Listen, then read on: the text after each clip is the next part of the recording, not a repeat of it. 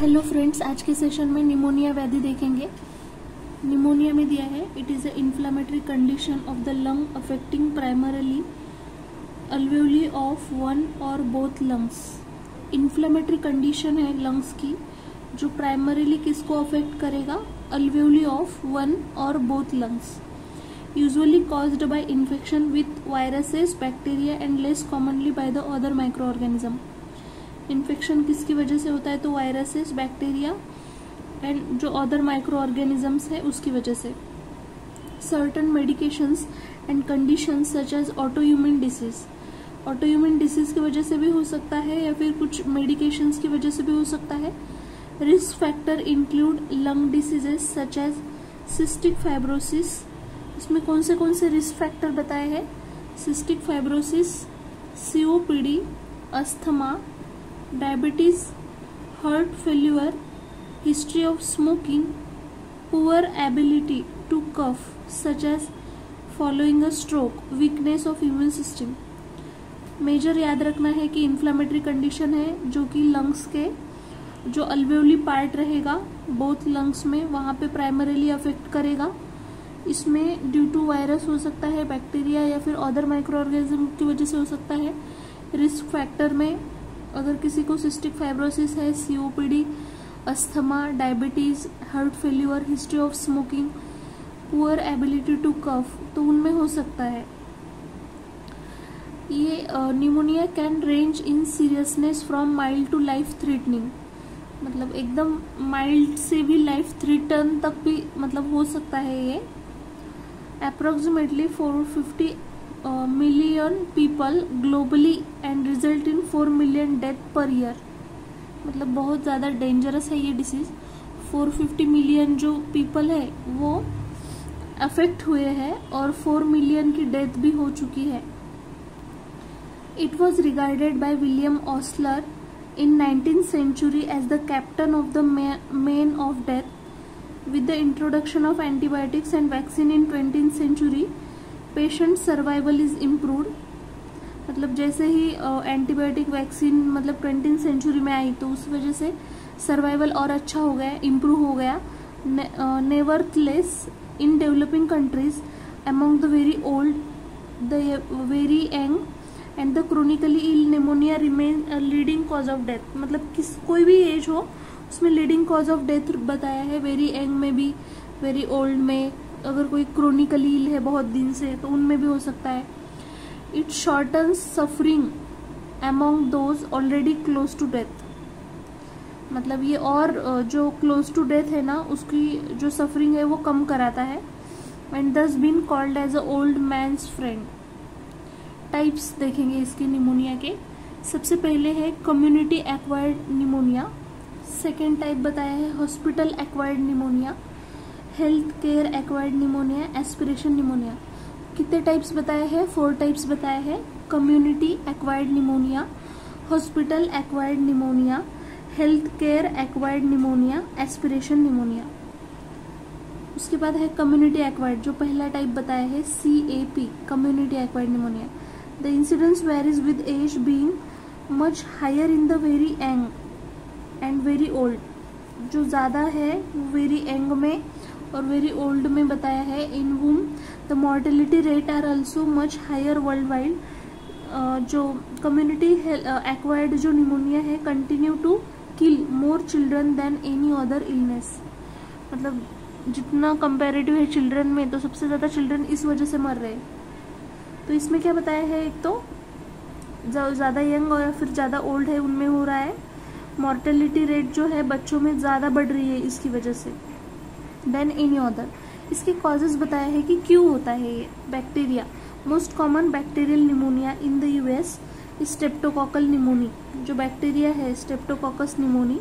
It may affect one part of the lung, a condition called as lobar pneumonia. एक जो part रहेगा lung का उसको affect करता है, लोब को, इस वजह से इसको लोबार निमोनिया बोलते हैं। बैक्टीरिया लाइक ऑर्गेनिज्म में mycoplasma pneumoniae also cause pneumonia, typically produces milder symptom than do other type of pneumonia. Walking pneumonia is an informed name given to this type of pneumonia. जो bacteria like organism है उसमें आपको याद रखना है mycoplasma pneumoniae, इसकी वजह से भी होता है।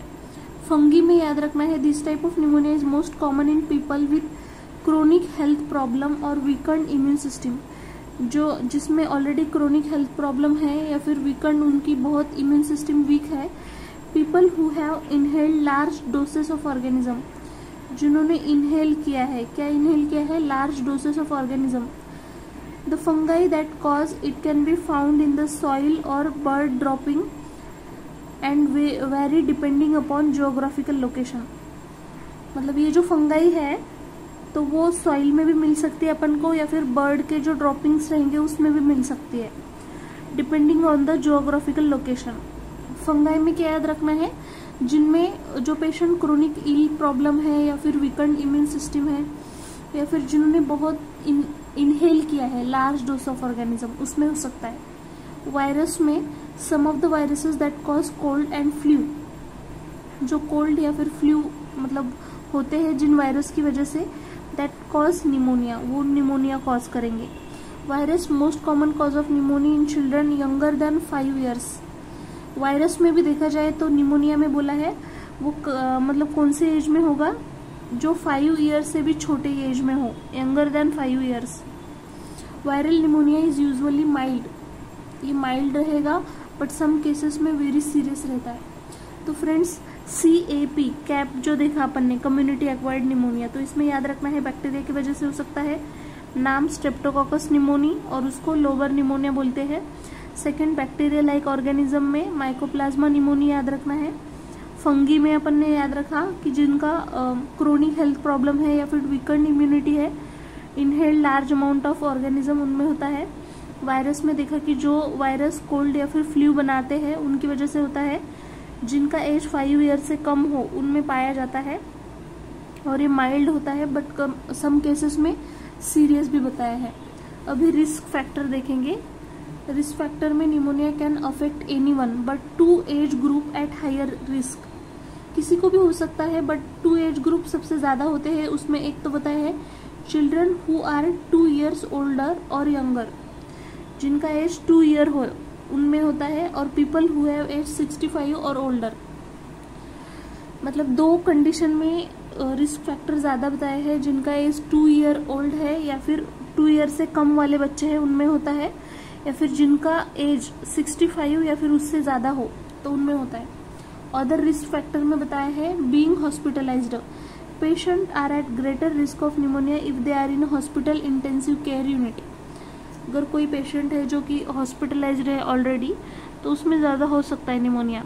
दूसरा है क्रोनिक डिसीज। क्रोनिक डिसीज में बताया है patients are more likely to get pneumonia if have asthma, chronic obstructive pulmonary disease COPD और हार्ट डिसीज। क्रोनिक डिसीज में कौन से डिसीज में हो सकता है, जिनको अस्थमा हो, COPD या फिर हार्ट डिसीज हो। स्मोकिंग की वजह से damage bodies natural defence against bacteria and virus that cause pneumonia. Smoking में लीडिंग कॉज बोला है, उस वजह से भी हो सकता है। दूसरा बोला है वीकन्ड और सप्रेस्ड इम्यून सिस्टम। वीकन्ड या फिर सप्रेस्ड, जिसकी इम्यून सिस्टम बहुत ज्यादा वीक है, जिनको HIV एड्स है, who had an organ transplant, जिनमें ऑर्गन ट्रांसप्लांट हुआ है, और who receive chemotherapy long term at steroid are at risk. मतलब इनको बोला है कि जिन्होंने मतलब जिनमें ऑर्गन ट्रांसप्लांट हुआ है या फिर जिन्होंने कीमोथेरेपी ली है या फिर लॉन्ग टर्म पे अगर कोई स्टीरॉयड के ऊपर है तो उनको भी निमोनिया हो सकता है। मोड ऑफ ट्रांसमिशन में spread by droplet infection, droplet की वजह से हो सकता है, ड्रॉपलेट इन्फेक्शन की वजह से। इसमें फीचर्स देखेंगे क्या क्या रहेंगे। तो सबसे पहले चेस्ट पेन रहेगा। क्या रहेगा, chest pain at the time of breath और कफ, जब भी वो इनहेल करेगा, एक्सहेल करेगा या फिर कफ, ब्रीथ के टाइम पे जनरली चेस्ट पेन रहेगा। कंफ्यूजन और चेंजेस इन मेंटल अवेयरनेस, बहुत ही कंफ्यूजन रहेगा या फिर मेंटल जो अवेयरनेस है उसमें चेंजेस रहेंगे। कफ विच में प्रोड्यूस फ्लेगम, कफ आएगा और उसके साथ फ्लेगम भी आता है। फटीग रहेगा, फीवर, स्वेटिंग, शेकिंग, चिल्स रहेंगे। उसको फीवर आएगा, स्वेटिंग होगी और shaking, chills. Lower than normal body temperature in adult older than 65 and people with week immune system.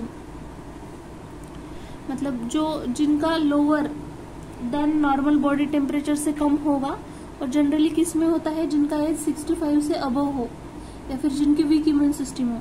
Nausea, vomiting, diarrhoea, nausea रहेगा, ओमिटिंग रहेगा, डायरिया रहेगा। शॉर्टनेस ऑफ ब्रीथ, हेडेक, क्या क्या बोला है जनरल में, एक तो चेस्ट पेन रहेगा, कंफ्यूजन रहेगा, कफ रहेगा with phlegm, fatigue, fever, sweating, shaking, chills, nausea, vomiting, diarrhoea, shortness of breath, headache, ये सारी चीजें रहेंगी। अभी पल्मोनरी में क्या क्या सिम्टम, मतलब अपन मेनली तो ये पल्मोनरी रिलेटेड है ना, तो उसमें सबसे पहले पल्मोनरी सिम्टम में ब्रीथलेसनेस रहेगा, कफिंग रहेगी विच इज कैरेक्टरिस्टिकली शॉर्ट रहेगी, painful and dry in nature. क्या क्या बोला है, breathlessness, coughing which is characteristically short, painful and dry. Later accompanied by expectoration of mucopurulent sputum, उसमें जो स्पुटम आएगा वो कैसा रहेगा, म्यूकोप्रूलेंट। रस्ट कलर्ड स्पुटम, उसमें जो स्पुटम आएगा rust coloured, specially streptococcus pneumonia infection में होगा। ऑकेजनली पेशेंट में रिपोर्ट हिमोप्टाइसिस होगा उसको। प्लूरिटिक चेस्ट पेन, मतलब ब्लीडिंग आएगी। प्लूरिटिक चेस्ट पेन में भी refer to the shoulder from anterior abdominal wall, उसमें चेस्ट पेन रहेगा, प्लूरिटिक चेस्ट पेन, और वो रिफर टू द शोल्डर से रहेगा, from anterior abdominal wall, shoulder से कहाँ तक, anterior abdominal wall. Upper abdominal tenderness, lower lobe pneumonia, upper abdomen में टेंडरनेस रहेगा। पल्मोनरी सिम्टम्स में क्या क्या देखा, एक तो ब्रीथलेसनेस, कफिंग होगी। Later accompanied by expectoration of mucopurulent sputum बोला है, mucopurulent sputum. Rust coloured sputum रहेगा।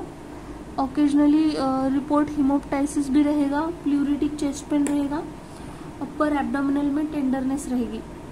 एग्जामिनेशन फाइंडिंग में बोला है ब्रोंकियल ब्रीदिंग एंड विस्परिंग पेक्टेरियोलोक्वी, मतलब इसमें एक तो ब्रोंकियल ब्रीदिंग रहेगी, जो ब्रीदिंग करते हैं वो, एंड क्या बोला है, विस्परिंग पेक्टोरिलिकी।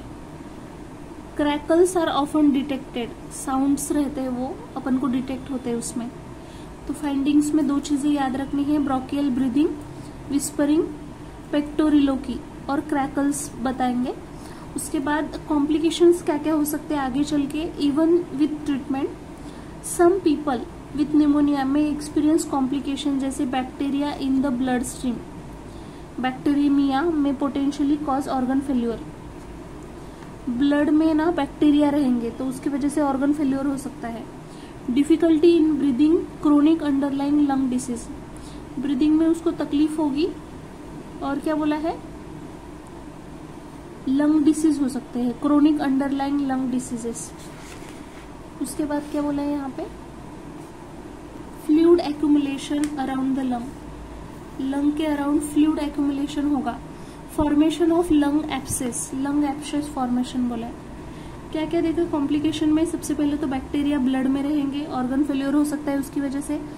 दूसरा देखा था ब्रीदिंग में डिफिकल्टी होगी, लंग डिसीज होगा, फ्लूइड का एक्यूमुलेशन होगा around the lungs, formation of lung abscess. Investigation में देखेंगे चेस्ट का X-ray, homogeneous opacity localize to the affected lobe और segment usually appear within 12 to 18 hours of the onset of illness. मतलब जब अपन chest का x ray निकालेंगे तो opacity दिखेगी अपन को, एक होमोजेनियस ओपेसिटी रहेगी, मतलब ज्यादा जो अफेक्टेड लोब रहेगा या फिर सेगमेंट रहेगा वहां पे अपन को 12 to 18 आवर्स में वो मतलब चालू होता है ऑनसेट ऑफ इलनेस की वजह से, तो अपन को वो दिखेगा चेस्ट एक्सरे में। और डाउटफुल केसेस में अपन सीटी लंग करते हैं, may be advocated, CT scan जो रहेगा वो करेंगे। तो दो चीजें याद रखना है इसमें, एक्सरे और सीटी। माइक्रोबायोलॉजिकल इन्वेस्टिगेशन, अभी अपन माइक्रोबायोलॉजिकल के हिसाब से जाते हैं। पहले तो स्पुटम चेक करेंगे उसका, स्पुटम में क्या direct smear by Gram and Ziehl Neelsen stain culture, anti microbial sensitivity testing. Sputum में क्या कर रहे हैं, स्मीयर जो रहेगा उसका Gram and Ziehl Neelsen stain रहेगा, उसका कल्चर करेंगे, एंटी माइक्रोबियल सेंसिटिविटी टेस्ट, ये वाले याद रखना है, anti microbial sensitivity test. Second है ब्लड कल्चर, ब्लड कल्चर में frequently positive in pneumococcal pneumonia, pneumococcal pneumonia अगर है तो वहां पे ही पता चल जाएगा पॉजिटिव। सीरोलॉजी करेंगे acute and convalescent titre for mycoplasma, chlamydia, legionella and virus infections, pneumococcal antigen detection in serum और इन यूरिन। सीरोलॉजी में क्या कर रहे हैं अपन, जो acute and convergent titres for mycoplasma है, क्लैमिडिया है, legionella, viral infections, pneumococcal antigen detection generally serum या फिर यूरिन से कर सकते हैं अपन। पीसीआर करेंगे, mycoplasma can be detected from swab of oropharynx, जो स्वैब रहेगा ऑफ द ओरोफेरिंग्स उससे। क्या बोला है, पीसीआर करेंगे, mycoplasma can be detected from swab of oropharynx. उसके बाद है pulse oximetry, non invasive method of measuring arterial oxygen saturation, मतलब ऑक्सीजन का सैचुरेशन देखना है अपन को, तो उसकी वजह से करेंगे पल्स ऑक्सीमेट्री, क्योंकि उसको ब्रीदिंग में भी प्रॉब्लम हो रही है ना, इस वजह से। और डब्ल्यूबीसी में भी नॉर्मल और मार्जिनली रेज्ड, डब्ल्यूबीसी इसमें एक तो नॉर्मल रहेंगे या फिर रेज्ड रहेंगे। Neutrophil leukocyte favours bacterial aetiology और वेरी हाई और low WBC count may be seen in severe pneumonia. लेकिन वहां पे ऐसे भी बोला है कि एक तो बहुत ज्यादा या फिर बहुत लो भी हो सकता है डब्ल्यूबीसी काउंट, सीवियर अगर निमोनिया है तो। Urea electrolyte liver function test, urea देखेंगे, उसका इलेक्ट्रोलाइट देखेंगे, लिवर फंक्शन टेस्ट करेंगे। C reactive protein CRP elevated रहेगा ये। क्या क्या टेस्ट देखे अपन ने माइक्रोबायोलॉजिकल में, एक तो स्पुटम किया था, उसके बाद blood culture, serology, PCR, pulse oximetry, WBC का देखा था अपन ने, urea, electrolyte, liver function test, C reactive protein, ये इतने सारे करेंगे। अभी मैनेजमेंट कैसे करेंगे, अगर किसी को हो गया निमोनिया तो कैसे मैनेज करेंगे। सबसे पहले oxygenation as per need, oxygen supply करेंगे उसको, क्योंकि पता है क्या वहां पे ऑक्सीजन रुकता ही नहीं है उसके बॉडी में, तो अपन को वो करना पड़ेगा maintain oxygenation. Fluid and electrolyte balance should be maintain, उसके बॉडी में फ्लूइड और इलेक्ट्रोलाइट का बैलेंस करेंगे। क्या, फ्लूइड इलेक्ट्रोलाइट। एंटीबायोटिक थेरेपी देंगे, उसमें एंटीबायोटिक्स देंगे। एंटीबायोटिक्स में क्या क्या देने, तो पहला है अनकॉम्प्लिकेटेड सीएपी कैप, जो अनकॉम्प्लिकेटेड कैप है, amoxicillin 500 mg 8 hourly orally, amoxicillin देंगे 500 mg वाली जो कैप आएगी। इफ पेशेंट इज एलर्जिक, अगर पेशेंट को ऑलरेडी किसी की एलर्जी या फिर पेनिसिलिन है, एलर्जी टू पेनिसिलिन सॉरी, तो उसमें क्या देंगे अपन, क्लैरिथ्रोमाइसिन दी है और erythromycin. Clarithromycin 500 mg 12 hourly orally, या फिर इरिथ्रोमाइसिन भी 500 mg 6 आवर ओरली देंगे। इफ स्टेफाइलोकोकस इज कल्चर्ड और सस्पेक्टेड, अगर उसके बॉडी में स्टेफाइलोकोकस मतलब सस्पेक्टेड हुआ है तो उस केस में क्या देंगे, फ्लूक्लोक्सैक्सिलिन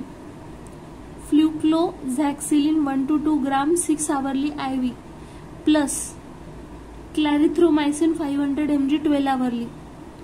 क्या बोला, स्टेफाइलोकोकस अगर उसके बॉडी में है तो उस केस में फ्लूक्लोक्सैक्सिलिन और क्लैरिथ्रोमाइसिन दोनों देंगे।